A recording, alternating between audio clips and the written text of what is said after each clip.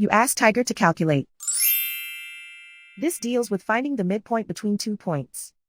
The midpoint between the 2 points is 39.5. Let's solve it step by step. Plot the 2 points and calculate the midpoint using the formula. The coordinates of point 1 are x1 equals -9, y1 equals 79.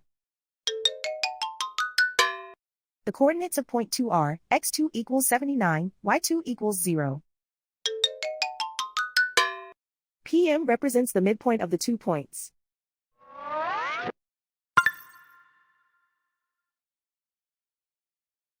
Use the x values in the midpoint formula to find the midpoints x. x1 equals -9.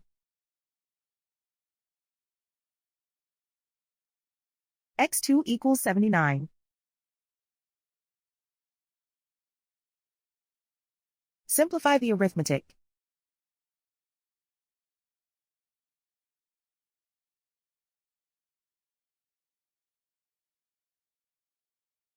Use the y values in the midpoint formula to find the midpoints y. y1 equals 79.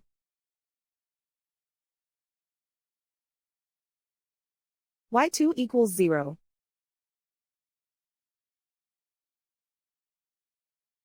Simplify the arithmetic.